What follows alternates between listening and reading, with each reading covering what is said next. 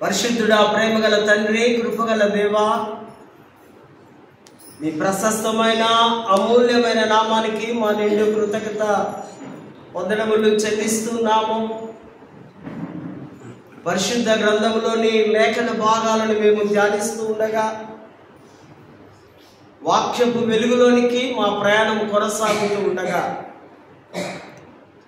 యేసును భయముతో భక్తితో మేము ఆరాధించడానికి అటువంటి ఒక ఘనమైన శ్రేష్టమైన మంచి మనస్సుతో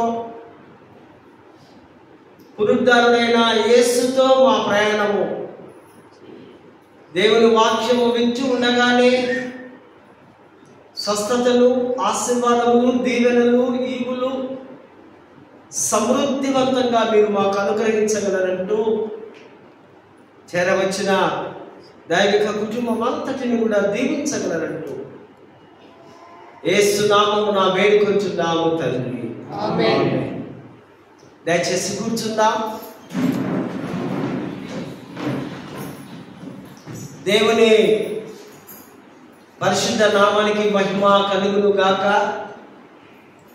ఈ ఘనమైన ప్రశస్తమైన ఈ భాగ్యం, దేవుడి వాక్యం బోధించడం, దేవుడి వాక్యం వినడం, ఈ రెండు కూడా మనకు దేవుడు ఇస్తున్నటువంటి గొప్ప ఈవులు.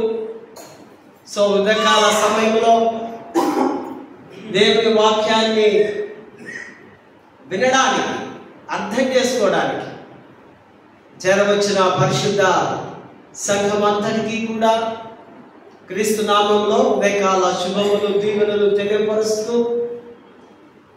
ఈ మహాభాగ్యం మాకు అనుగ్రహించినటువంటి the most reverend doctor professor Roben Mark తండ్రి గారికి, vice chairman doctor B Winston నాయ్ గారికి, అధ్యక్ష మండలకు, చైర్మన్స్ అండ్ ఆఫీసర్స్, క్లర్జీ, దక్ష మండలంలో ఉన్న ప్రతి సంఘానికి కూడా, జగదేగుట సిఎస్ఐ వెస్లీ ఫాస్టెట్ సంఘ పక్షముగా వారికి అందరికీ మా నిండు కృతజ్ఞత వందనములు తెలియపరుస్తూ ఉన్నాం. దూర ప్రాంతం నుంచి వీక్షిస్తున్న కుటుంబ సభ్యులు, స్నేహితులు అనేకులు ఎవరైతే ప్రభు కొరకు జీవిస్తున్నారో, ఎవరైతే ప్రభువే నాకు సర్వస్వము అంటూ ఆయనకు కమిట్ అయ్యారో వారందరికీ కూడా నా శుభములు, ఉదయకాల ఆశీస్సులు తెలియపరుస్తుంటున్నాను. క్రీస్తునందు ప్రేమినటువంటి వారులారా, మరి ఈ పరిశుద్ధ దినమందు ఆగస్టు మాసం చివరిలో సండే మనకు దేవుడు అనుగ్రహించిన అంశం చాలా ప్రాముఖ్యమైనది. పరిశుద్ధ సమభాక్త సంస్కారము, సాక్రమెంట్స్ ఆఫ్ హోలీ కమ్యూనియన్, కుర్బానా. క్రైస్తవ లోకానికి దేవుడు చాలా ఇంపార్టెన్స్ థీమ్స్ ఇస్తాడు. క్రైస్తవ జీవితంలో క్రైస్తవుడు ఏ విధంగా జీవించాలో ఒక రెండు ప్రాముఖ్యమైనటువంటి సాక్రిమెంట్స్ మనకు తెలుసు. గత 2 weeks బ్యాక్ బాప్తిజం గురించి మాట్లాడుకున్నాం. బాప్తిజము విశ్వాసి యొక్క యేసు దేవుణ్ణి గ్రహించి తెలుసుకొని అంతరంగంలో మరి బాహ్యముగా కూడా అనేకుల ఎదుట తన జీవితాన్ని కొనసాగిస్తానని, ప్రభు కొరకు నేను ఏర్పరచబడ్డవానని, అందరి ఎదుట ఒక గొప్ప సంస్కారము పొందుకొని సంఘములో సభ్యుడుగా, దేవుని కుటుంబంలో సభ్యుడుగా, బాప్తిజం అనగా ఆయన ఒక క్రొత్త వ్యక్తిగా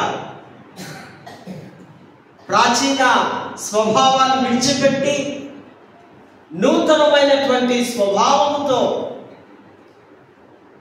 ఆయన జీవించే విధానం.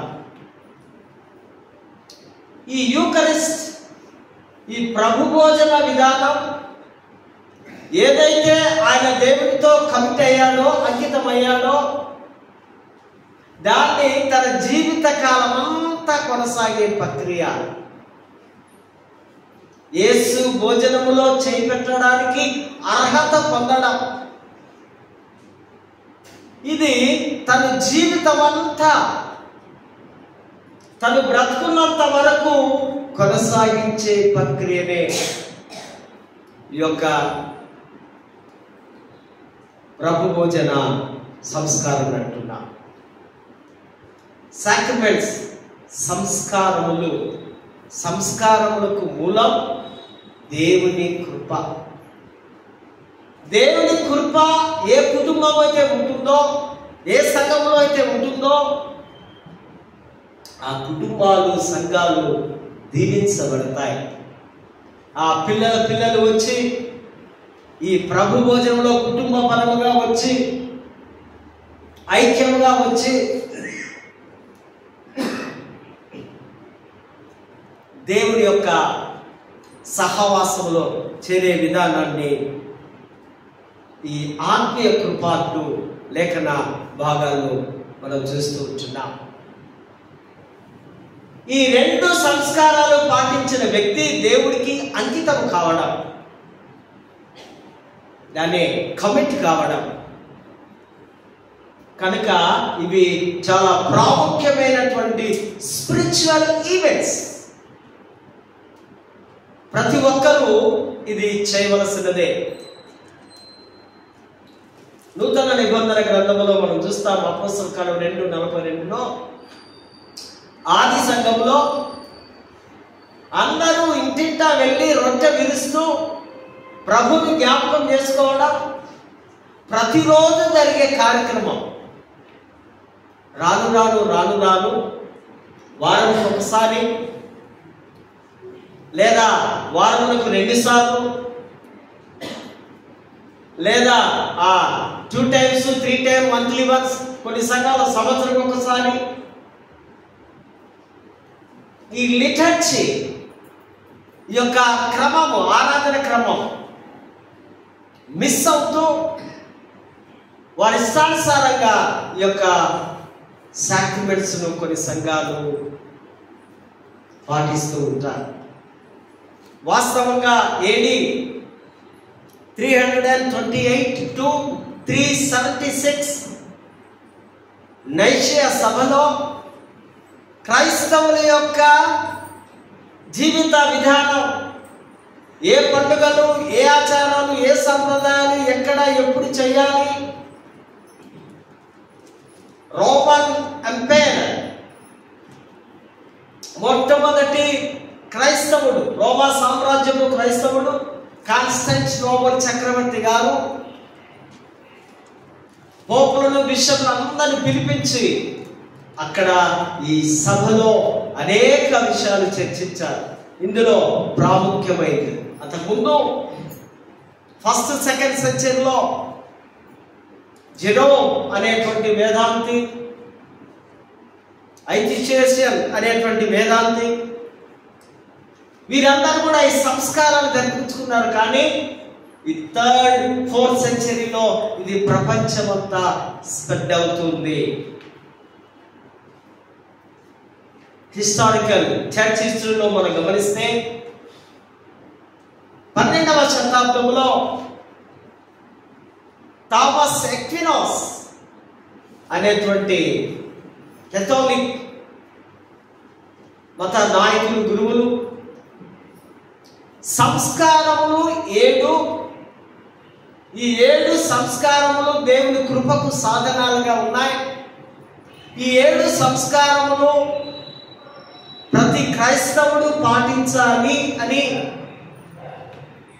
ఆయన వారు ప్రపంచమంతా అది ఒక తీర్మానము చేసి ఉన్నారు. అది కేథోలిక్స్ వారు చేస్తున్నటువంటి విధానం యేసుక్రీస్తు యొక్క ప్రసన్నత, ప్రెజెన్స్ ఆఫ్ క్రైస్ట్, ఆ బల్ల సమయంలో రూప సన్నిధి అనే ఒక సిద్ధాంతం పెట్టాడు. రూప సన్నిధి అనే సిద్ధాంతంలో అని చూస్తే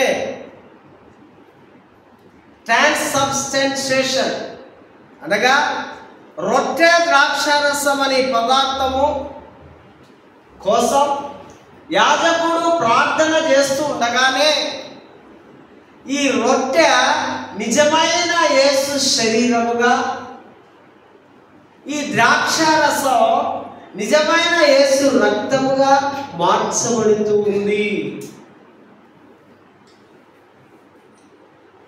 ఇది కేవలము యాజకుడు ద్వారానే జరుగుతూ ఉంది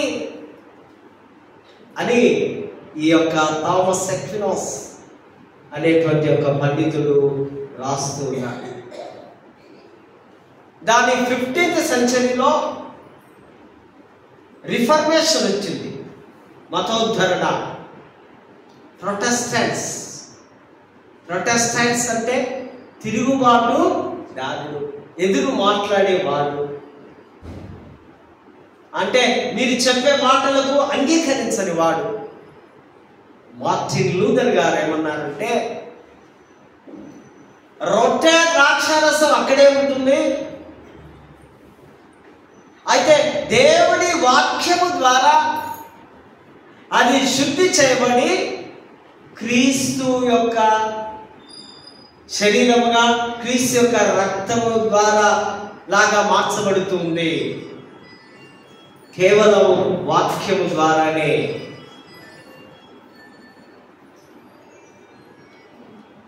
యాజకుడు ప్రార్థన చేయవచ్చు, కానీ ఆ ప్రభు భోజనానికి వచ్చే విశ్వాసి విశ్వాసముతో ప్రభు దగ్గరికి సమీపించాలి. విశ్వాసం లేదనుకోండి, నీకు ఆ ప్రభు భోజనము నీ యొక్క శరీరంలో డైజెస్ట్ కాదు. ప్రభు సన్నిధి, ప్రభు నీలోనికి రాడు.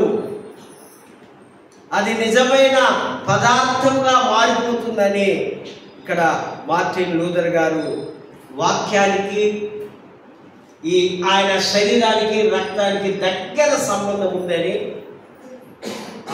మాట్లాడుతూ ఉన్నాడు. జాన్ కెల్విన్ అనేటువంటి ఆ పండితుడు కూడా యేసు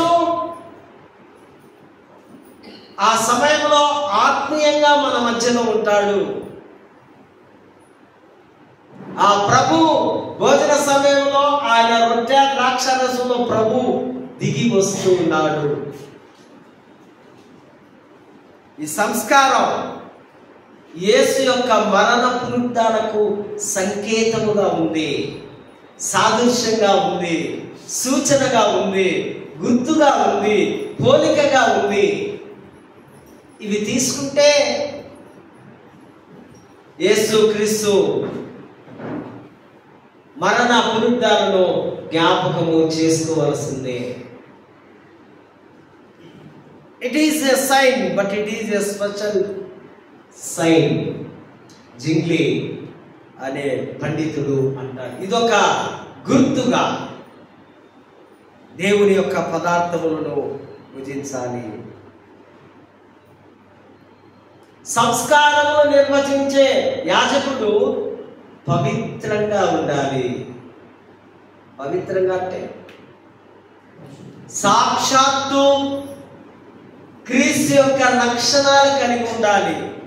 వాని హృదయం అంతా విషంతో, పాపముతో, చెడుతో ఉంటే దేవుడి సన్నిధి అక్కడికి రాదు, అతని మీదికి రాదు, వారు తీసుకున్న విశ్వాసులకు రాదు. ఏదో ఆచారము సాంప్రదాయ ప్రకారంగానే మనం భుజిస్తాం, కానీ దాటితో ఏం యూజ్ లేదు అని వాక్యము సెలవిస్తుంది. ఇది ఒక యాజక దైవార్చనగా ఉండాలి. ఆధ్యాత్మిక మేళ్లను పొందేవారముగా ఉండాలి. ఇవి తీసుకున్న వెంటనే నీలోనికి ఆ స్పిరిచువల్ గ్రోత్ రావాలి. క్రైస్తవ జీవితం సంస్కారములకు తో కూడిన జీవితం. మిస్టీరియస్, ఇది ఒక మర్మం. సంస్కారం, సాక్రిమెంటియో, ఈ యొక్క సంస్కారాలన్నీ కూడా దైవ మర్మాలతో కూడున్నాయి. ఇది ఒక కమాండ్ కూడా, యేసు ప్రభు యొక్క ఆజ్ఞగా కూడా ఉంది. ఈ 7 సంస్కారాలు అనుకున్నాం. అందులో ఈ యొక్క ప్రభు భోజన సంస్కారం అన్నది క్వీన్ ఆఫ్ ద సాక్రమెంట్స్. ఆ సంస్కారాలన్నిటికీ ఇది ఒక రాణి లాంటిది ఈ ప్రభు భోజనం,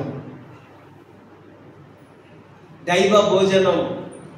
is holy flesh and blood.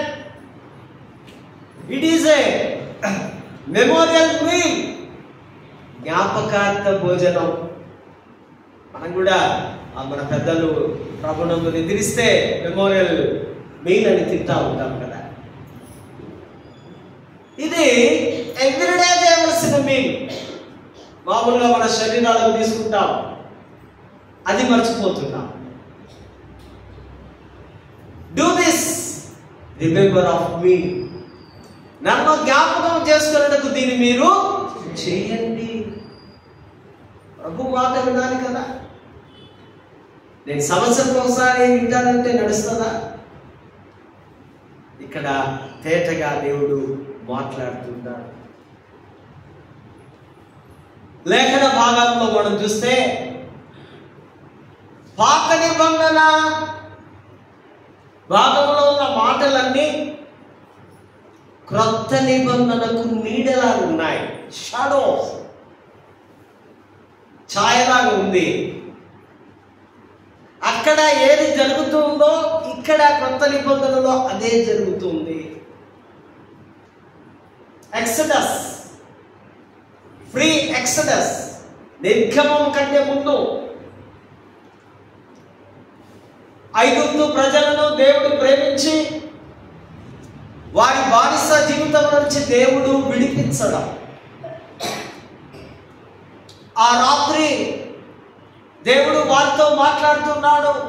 మీరు మీ శ్రేష్టమైనటువంటి ఒక గొర్రె పిల్లను, ఏడాది మగ గొర్రె పిల్లను, మగ అంటే మగ యేసు ప్రభు గొర్రె పిల్ల, ఇదిగో లోక పాపమును మోసుకొని పోవు దేవుని గొర్రె పిల్ల.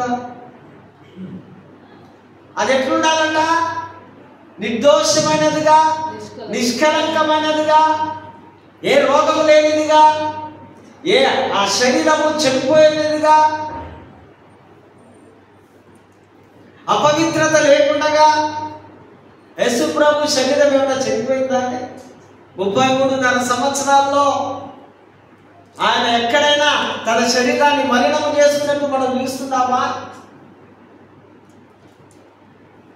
ఆ గొర్రె పిల్లను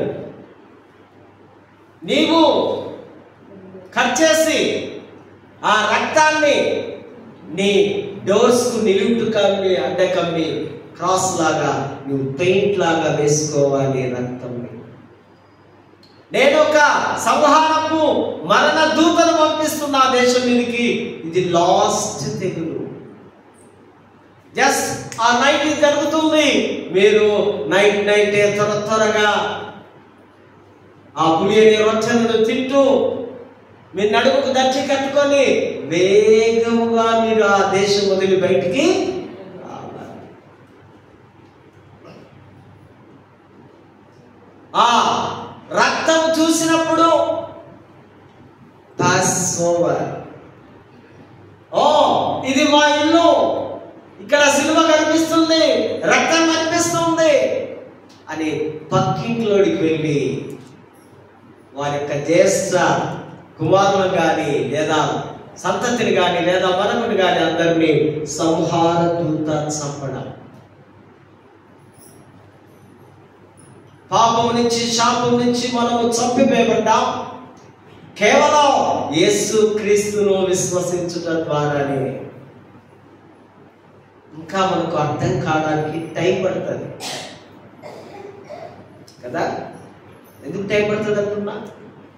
ఒకసారి వచ్చి కూర్చుంటే సిలువ తప్ప మనకేమీ కనిపించకూడదు. ఆ స్టాండర్డ్స్ మీకు రీచ్ కావాలి. ఇక్కడ ఆ దూత పాస్ఓవర్ దాటిపోయింది. హీబ్రూ భాషలో పెసహ్, ఎస్ అని పలకరు. పెసహ్ అంటే దాటి ఈ యొక్క పాస్ ఓవర్లో మనము చూస్తూ ఉంటున్నాం. మార్పు కొరకు Holi communion is for change. మార్పు కొరకు ఈ నెల 14వ దినమున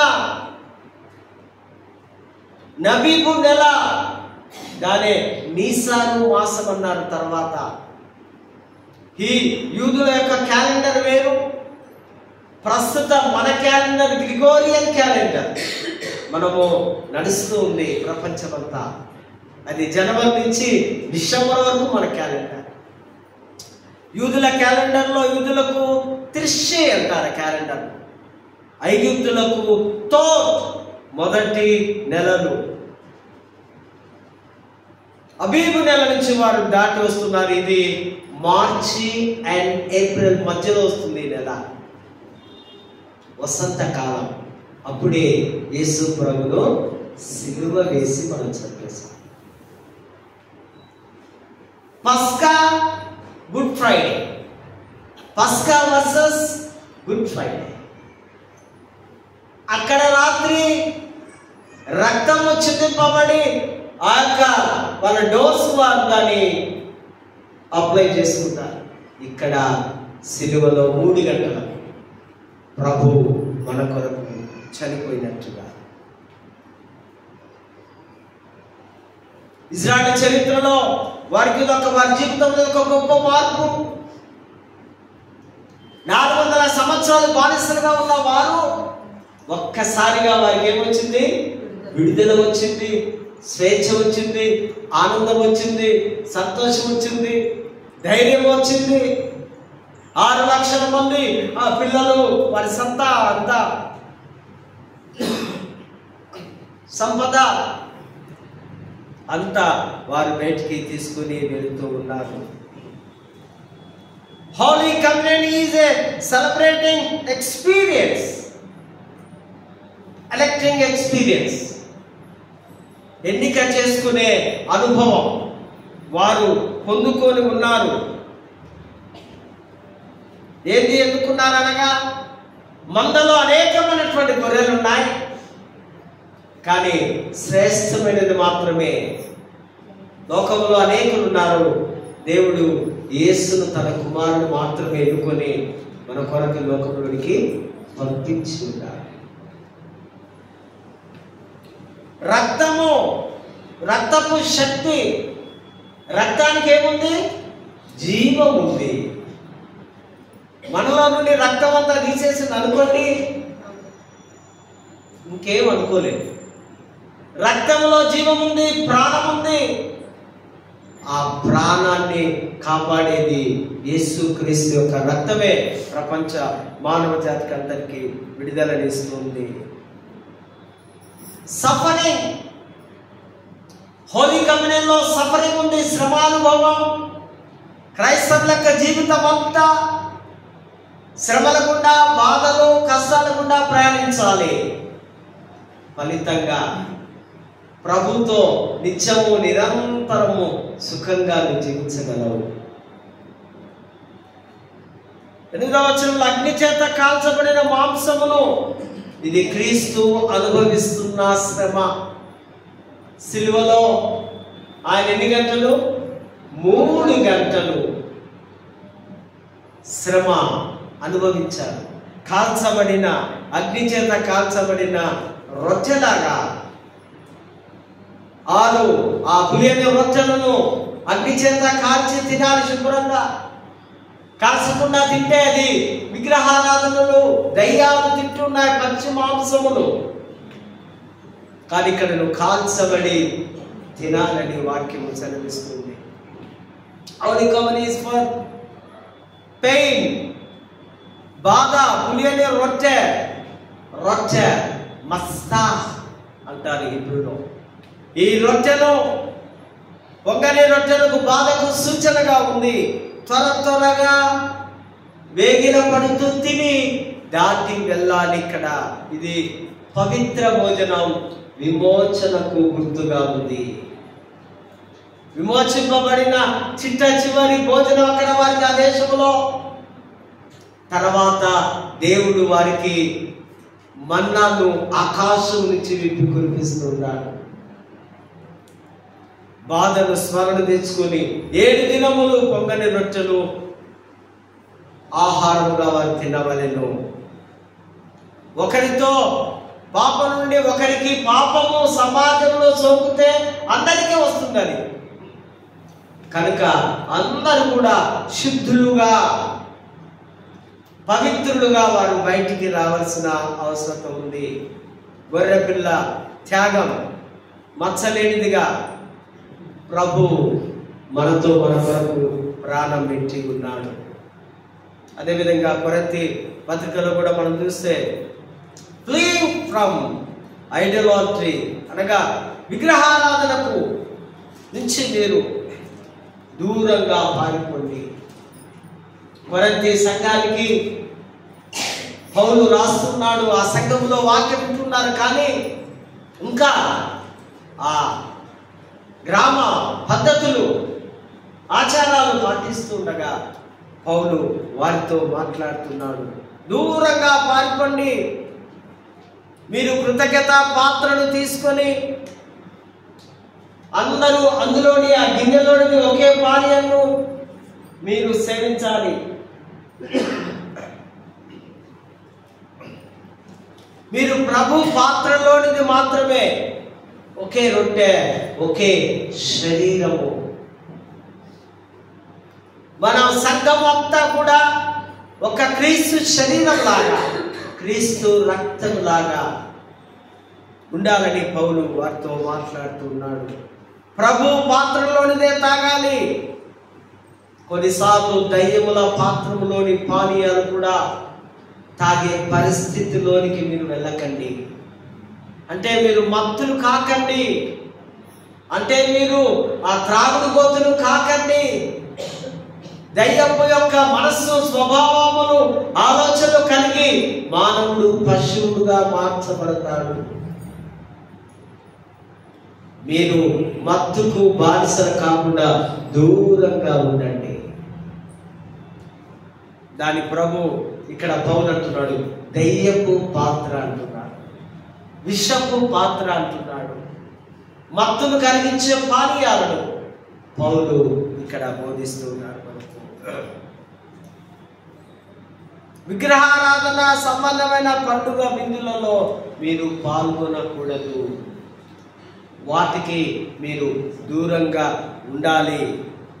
ఈ ఒక రాత్రి ఒక రొట్టె కనుక అనేకులు మనం ఒకే శరీరముగా ఉండాలని పౌలు వారితో మాట్లాడుతున్న మాటలు ఇక్కడ మనము గమనిస్తున్నాం.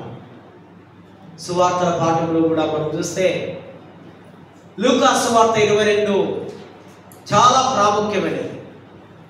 యేసు ప్రభు ఆయన యూదుడు కనుక యూదులకు చాలా ప్రాముఖ్యమైన పండుగ పస్కా. తన 12 సంవత్సరాల వయసులో ఆయన యెరూషలేము పట్టణానికి పస్కాను ఆచరించడానికి వచ్చాడు.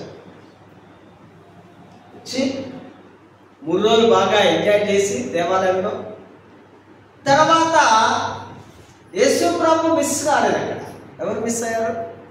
తల్లిదండ్రులు ఏ మాయలో పడిపోయినారో తెలియదు. కొద్ది దూరం పోయిన తర్వాత 4-5 కిలోమీటర్లు వెళ్ళిన తర్వాత చూస్తే ఈ 12 years బాబు లేడు. అప్పుడు మళ్ళీ అమ్మో ఈ మందిలో ఎక్కడ పోయాడో నా కొడుకు, పబ్లిక్ కదా,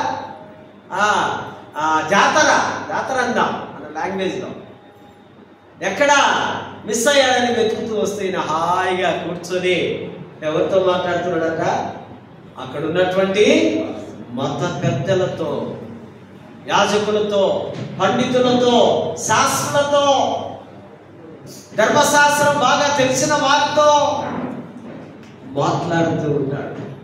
అప్పుడు తల్లి వచ్చి అంటూ ఉంది,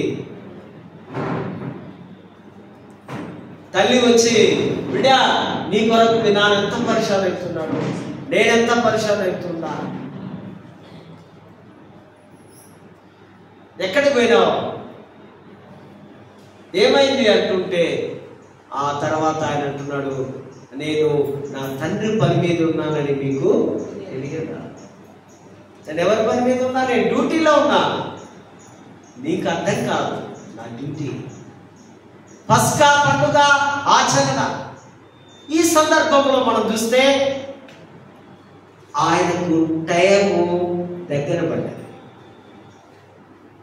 ఏ టైం? సిలువ ప్రయాణం. ఆయన టైం దగ్గర పడింది. ఆయన సిలువకు వెల్కమ్ చెప్తున్నాడు. ఆ పండుగ దినం రాని వచ్చింది, పస్కా పండుగ. పస్కా భుజించాలి కనుక తన శిష్యులకు ఆర్డర్ ఇస్తున్నాడు, ఇదిగో అక్కడికి వెళ్ళు, పలానా చోటుకి వెళ్ళి మేడగది కూడా సిద్ధం చేయి, మంచి క్రొవ్విన ఆ గొర్రె రేఖతులను తీసుకొని రా, మనము చివరి ప్రభురాత్రి భోజనము, లాస్ట్ సప్పర్ అని చెప్పి ఆయన సిద్ధపడి, అక్కడ శిష్యులు కూడా అర్థమైపోయింది. అనేక మార్లు ఆయన చెప్పాడు, నేను ఈ లోకాన్ని విడిచి ఎక్కడి నుంచి అయితే నేను వచ్చి ఉన్నానో అక్కడికి నేను తిరిగి వెళ్ళే టైం వచ్చింది. వారితో కూర్చొని మాట్లాడి ప్రభు భోజనాన్ని ఒక DJ commandment and new covenant, ఇదొక క్రొత్త ఆజ్ఞ, క్రొత్త నిబంధన, క్రొత్త ఆజ్ఞ ఇస్తున్నాను, క్రొత్త నిబంధన ఇస్తున్నాను, జాగ్రత్తగా మీరు నోట్ చేసుకోవాలంటున్నాను. ఆయన అన్ని తీసుకొని వచ్చిన తర్వాత ద్రాక్షారసాన్ని, ఆ రొట్టెలు అక్కడ సిద్ధపరిచారు. అక్కడి నుంచే స్టార్ట్ అవుతుంది. ఆయన ఏ పని చేసినా మీకు గుర్తుంది కదా, 5 రొట్టెలు ఏం చేసింది ఆయన? కృతజ్ఞతాస్తుతులు చెల్లించి. ఇది మర్చిపోవద్దు. 5,000 పక్కన పెట్టండి, ముందేం కావాలి? కృతజ్ఞతాస్తుతులు చెల్లించి. యూకరిస్ట్ మీన్స్ కృతజ్ఞతాస్తుతి, దేవుడికి థ్యాంక్స్ చెప్పడం యూదుల ఆచారం. యూదులు దేవుడికి థ్యాంక్స్ చెప్పక, మనమైతే తింటాం, ఆకలి అవుతాయి కదా. మన అక్కడే ఉందా, అక్కడ లక్కవరమా దిగగానే నేను ముందు నా పెట్టని అంటున్నా, చాలా టైం అయిపోయింది. కానీ యూదులు అట్లా ఒప్పుకోరు, ఇష్టపడరు. యేసు ప్రభు యూదుడు కృతజ్ఞతాస్తుతులు చెల్లించి ఆయన రొట్టెలు పట్టుకొని విరిచి, చాలా చక్కగా మన ఆరాధన క్రమంలో కూడా ప్రతి వారం ఉంటున్నాం. ఇది తీసుకొని మీరు తినండి, ఇది నా శరీరము. నా శరీరంలో మీ శరీరం లాగా కల్మషము లేదు. మీ శరీరము చెడిపోయినట్లు నా శరీరము చెడిపోదు. ఇది నిష్కలంకమైనది, పరిశుద్ధమైనది కనుక మీరు తినండి. అందుకే విరచి అనే మాటను ఇక్కడ వాడారు. కృతజ్ఞతాస్తుతులు చెల్లించి ఆ పిమ్మట ఏమైంది? ఆయన ఒక గిన్నెను పట్టుకొని దానికి కూడా ఏం చేస్తున్నాడు ఆయన? స్తోత్రము చెల్లించి ఈ గిన్నెలోనిది మీరందరూ త్రాగుడి, మీ అందరి కొరకు చిందింపబడుచున్న నా రక్తము, ఇది క్రొత్త నిబంధన. ఒకే గిన్నెలోనిది తాగాలి. ఒకప్పుడు పూర్వము ఒకే పెద్ద గిన్నెలో అందరికీ వెళ్ళి ఒక హ్యాండ్కి దస్తి తీసుకొని తాగిపించి ఇవ్వబడి తీర్చిచ్చేవారు. ఇప్పుడు ఆంగ్లికన్ చర్చెస్లో అదే సిస్టమ్. మీరు సెంట్ జార్జ్కి వెళ్ళండి, ఇట్లా అది ఇవ్వడమో లేకపోతే రెడీమేడ్ ఇవ్వడమో డిస్పోజల్స్ లేదు. అక్కడ ఒకే గిన్నెలోనిది త్రాగాలి మీరు. కారణం ఏంటంటే మీరందరూ ఒకే యేసు శరీరం.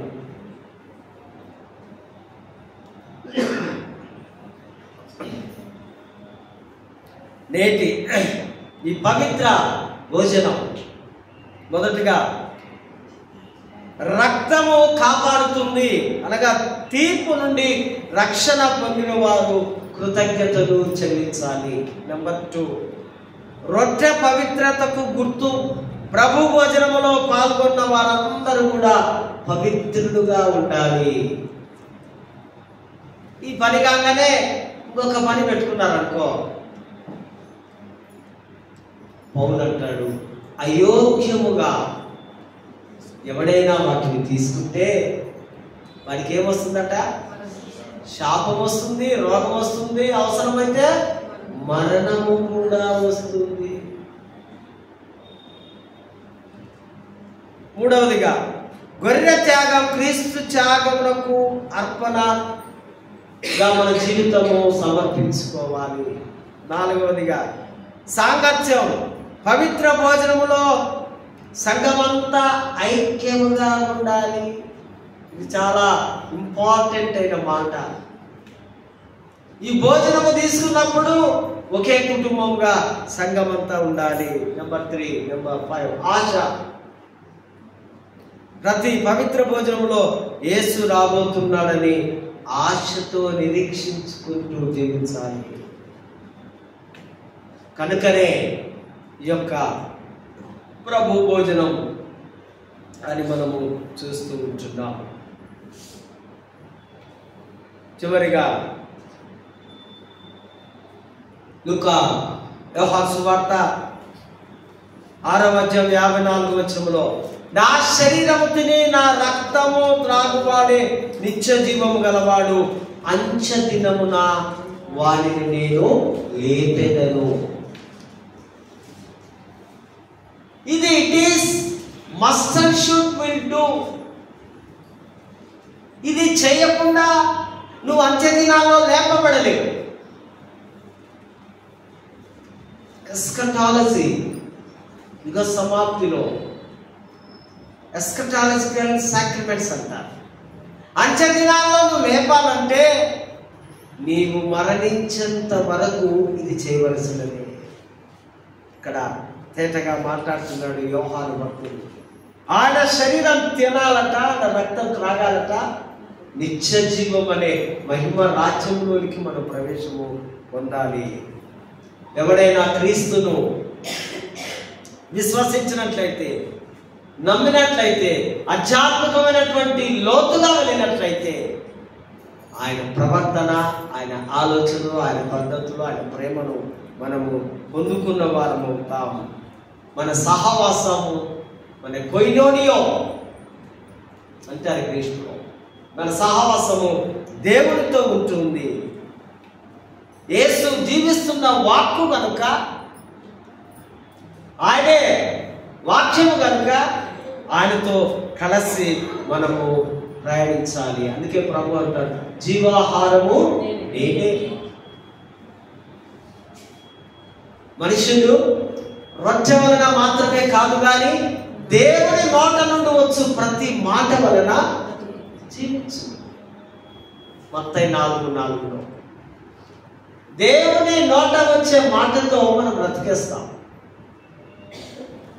ఇవి దేవుడు అంటున్న శ్రేష్టమైన మాటలు. ప్రేమైనటువంటి దైవ కుటుంబం, నేను ముగింపులోనికి వస్తున్నాను.